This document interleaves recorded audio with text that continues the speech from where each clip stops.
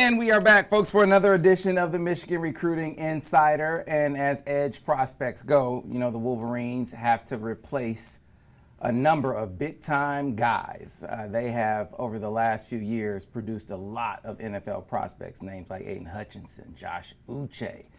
You look back over the last couple of years, even this past year, as you look at guys going to the NFL, you're going to see a number of Michigan Wolverines off of these last couple of years.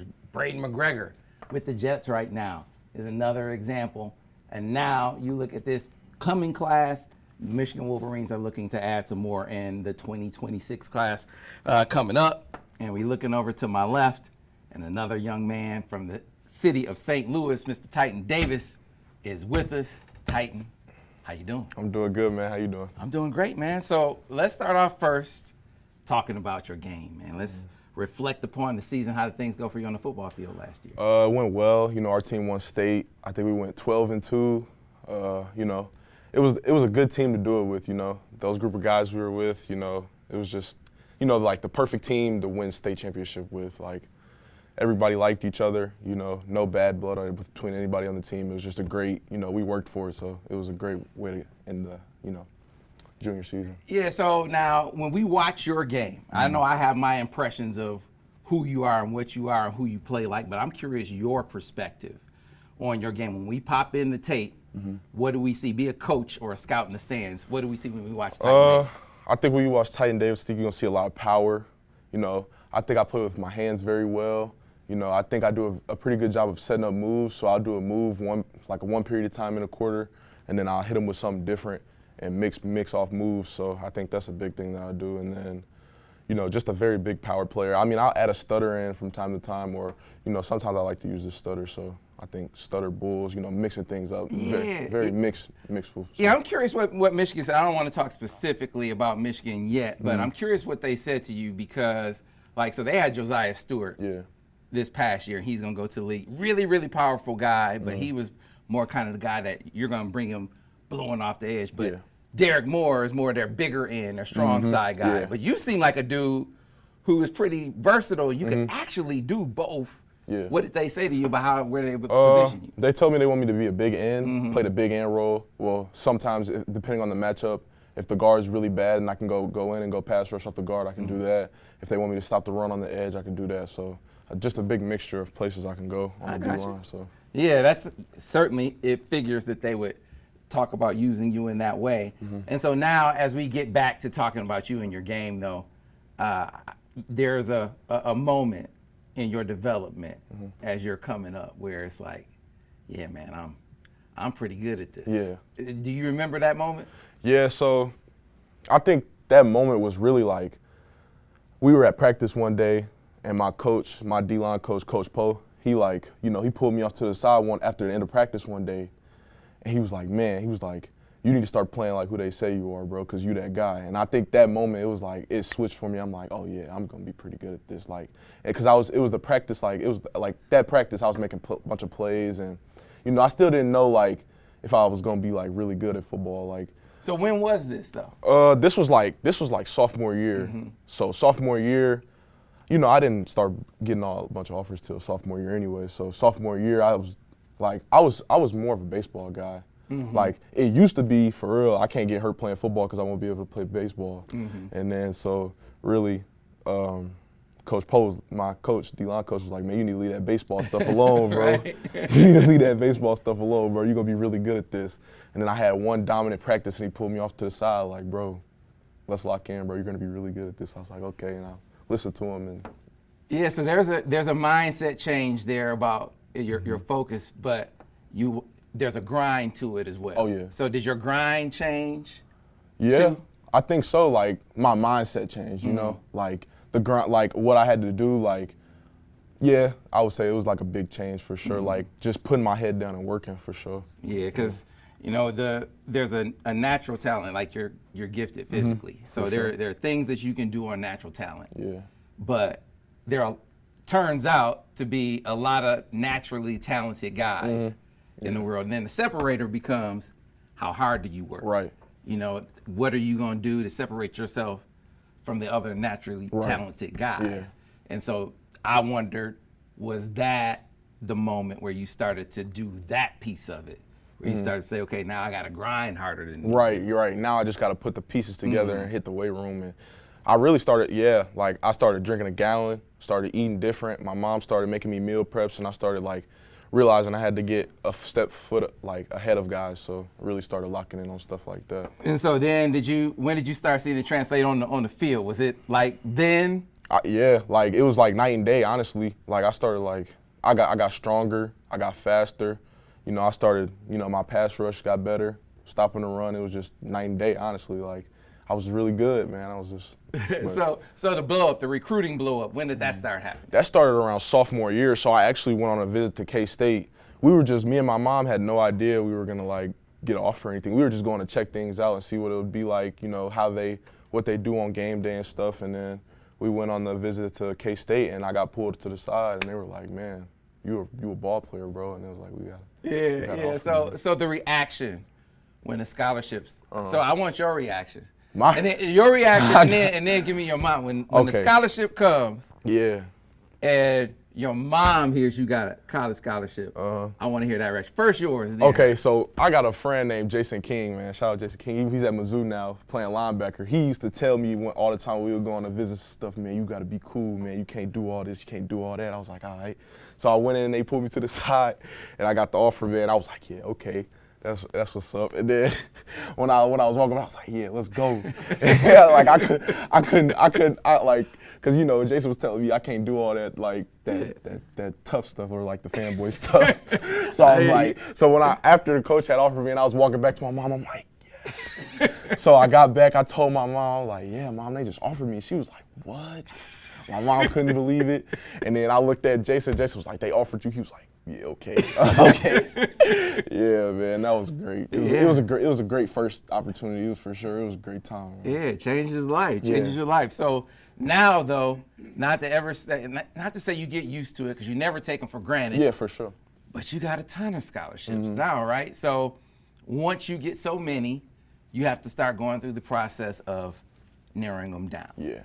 So how did you, or how are you doing that? Me and my D-line coach, Coach Poe, we talk all the time. I'm always in his class, chopping it up, and we really just talk about it's a selfish game. You got to be a selfish person once it comes down to what you want. You really got to lock in to what you want and what you're looking for in a program, stuff like that. Are they gonna look out for you when the time's tough, when you need to do certain stuff, like, cause you know every day ain't gonna be great. So just looking who gonna look out for real Titan Davis. So. Yeah, I like to distinguish between selfish and personal. It's personal. Decision. Instead of selfish, like it's a Yeah, so you're making a personal decision, and so we'll get into your criteria a little bit later. I'm curious, when did Michigan pique your curiosity? Was it them sort of starting to recruit you, and then you started looking at Michigan, or were you always interested in Michigan? You know, I was always interested in Michigan because of the D-line that they got. You know, they known for they've been producing D-linemen for quite some time now. So, and, you know, the machine here at Michigan is always going to be the machine at Michigan, man. Everybody know that. So it's just, I think I really had an eye for Michigan already. So, you know, you knew that was a big D-line school. So do you know can you remember when the offer came through? I don't remember when, but sometime around sophomore year, I think. Sometime around sophomore year. I think it might have been December, around January, maybe.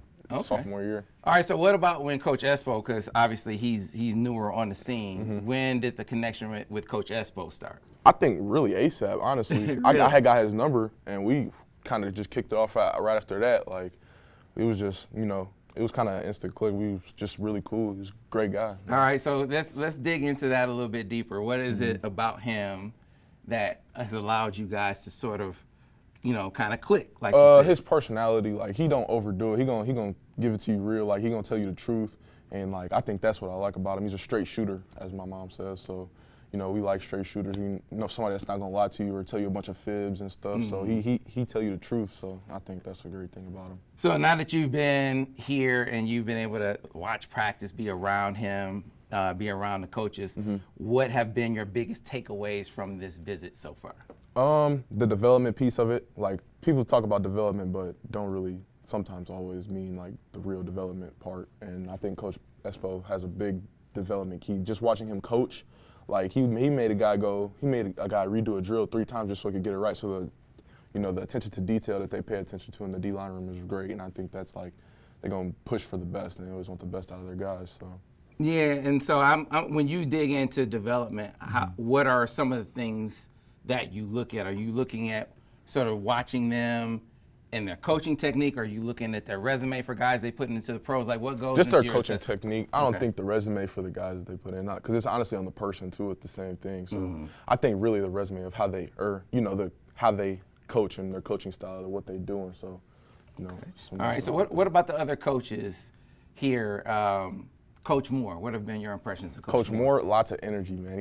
He's chill, but once he's on the football field, like it's a different type of thing. Like he's very like, he wants stuff to be run a certain way. So it's like great watching him coach on the field, All right, and then Coach Wink. What do you Coach think? Wink, he's a great guy, man. We talked to him in a meeting, and he was just like a great guy. He has one filter, and it's like, and it's the standard, man. He's a great guy, man. So he's a real deal. Yeah. So as you look at Michigan as a whole, I was just talking to you about this visit, but as you look at Michigan more broadly, what is it about Michigan you say you like the most right now? I like the most about Michigan right now probably how like the program is still the program, even with coaches changing and stuff like that. Like, Michigan is always going to be Michigan. Like, I think that's a big piece of me liking this place. And, the town that it's in, like Ann Arbor, it's a great place. So, and I think that's the main part. Like, the machine is always going to be the machine here in Michigan. So, like, I think that's a big piece with, like, coaches changing and stuff like that. It's nothing with their head coach leaving and Coach Moore stepping up, you don't really see a big change. Everything's kind of still the same, man. Yeah, so I'm picking up a couple of things talking to you. Development's going to be huge. Relationships are going to be huge. So as you sort of stack your criteria for making a decision, I can pick those things out.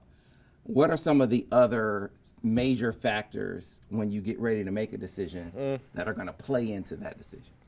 I think those are really my main things. You just kind of hit them on the button, like those, the relationship aspect, who's going to look out for me when I'm struggling, or, things like that. I think relationship and development is two of the biggest ones for me. So how do you separate, you're going on these visits, you have a lot of conversations. All coaches or all recruiting to a certain extent is selling you on a dream. How do you separate the real from the fake? I feel like you get that gut feeling when something's real and something's fake.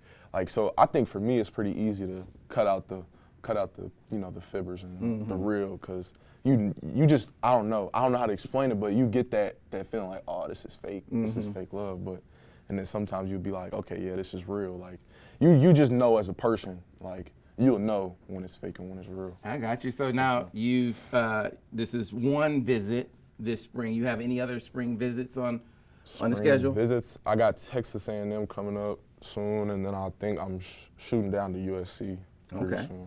And then OVs. You got your OVs figured out? Yeah, I think I got 3 OVs locked in right now. For sure, yeah. And so what are your for sure OVs? For sure OVs that I got locked in right now is here, Alabama, and Nebraska. Okay. And so then timeline for making a decision, Titan. Do you know when you want to get it done? I honestly think, I'm thinking my birthday, August 6th, after OVs. So I think right on my birthday, I'm probably going to drop one on. So what's your process going to be like? Are you going to be one of those guys? Because different guys do it different ways. It's like some sit at a table with people closest to them. Yeah. No, I'm not talking about all that other stuff. Not the selection. Yeah, I'm talking I don't know about if deliberation. Some guys sit at the table with the people in their circle, and and it's like we're sitting there and we're going to make this decision together. Other guys, they sit and take the input from their people, and then they go sit in the solitude of wherever they're going to make the choice. I think, honestly, it's going to be the closest people that I'm closest with. We're going to probably sit at that table, and we're just going to weed out and I don't know which one is the right fit for me, man. Like, honestly, you'll know what home is, too. So I think that's another thing. Like, just, man, I got to be there. So. Okay. And so you told me what you're going to stress. What is mom stressing she wants you to look at or look for? I think she really just wants me to be happier, kind of, or like, I think she, you know, of course she wants me to, she wants me to get help in school, of course, because she knows I need the help in school. But other than that, What about distance from home? she wants me to go away. You know, she kind of wants me. She says I have a bunch of opportunities, so she kind of would like for me to take those opportunities and just. Okay, take all it right, somewhere. that's a little bit different. Most of the time, Yeah, Mama nah, would she say don't want me she to wants stay She close don't to want me home. to stay home. Nah. Okay, all right, that's a little bit different. Yeah. All right, well, I always like to give guys the opportunity, man, because, you know, all of this obviously is about you, but then again, it's not, because you couldn't be here if it was just you. So it's an opportunity to give thanks to the people who helped you get to this point, and we're going to help you keep pushing. So what about that? I want to shout out my mom. You know, it's always been me and her since I was little. You know, she's been keeping me in sports since I was probably, I don't even know, since I could walk, man, just giving me little stuff. And, you know, shout out to her, man. You know, it's always just been me and her. And then shout out to my sister, you know, she's coming along with us. And then shout out to my D-line coach, Coach Poe, man. You know, he really kicked it off for me, man. You know, that's like a father figure to me, man. So, you know, he been there. Been there when the times are tough, when I need somebody to talk to. You know, that's my dog, man. And he just, you know, great guy, great coach. So, you know, he helped me start off. You know, I really wouldn't be in this situation without him and my mom, for real. So it's the two biggest people I got. I got you. And so now, games on the schedule. Yeah. We always like to pick out a couple, so we have a few to choose from. If we're gonna come watch you in the biggest games, what would be some on the schedule to kind of to come check out games? Come check out. I'd probably say biggest games on our schedule is our MCC rivals, Christian Brothers College, CBC. That's definitely one of the games. You know, that game sells out almost no matter where we play. There's just DeSmet or CBC. That game's always probably gonna like sell out. So if you're gonna come to that game, you know you're gonna hop on that game quick. And then I'll probably say another game that's probably going to be a big-time game, you know, with some big-time guys in it is probably Cardinal Ritter. Okay. Cardinal Ritter College Prep. That's a good comp for us. So. Yeah, that's Fred Moore's school, isn't it? Yeah, Fred Rose. Yeah, That's my dog too. He's a good dude. Yeah. I went over to Ritter to see Fred in high school. Yeah. So that's. Yeah, man. You know Fred? Yeah, I know Fred, man. Okay. He's St. Louis guy. Is he? I didn't know everybody in St. Louis know each other. It's small, man. So yeah. Okay. Is he recruiting you hard? Who, Fred? Yeah, I call him from time to time. I'll be like, man, what you think, man? He'd be like, man, you know where the move is, man. I'll be like, all right, bro. All right, well, hey, man, look, Titan, appreciate you making the time to make it over, man. Yes, sir, I appreciate you, man. Good luck the rest of the way, and we'll be over to check you out. For sure, man, appreciate you. And that does it for another edition of the Michigan Recruiting Insider.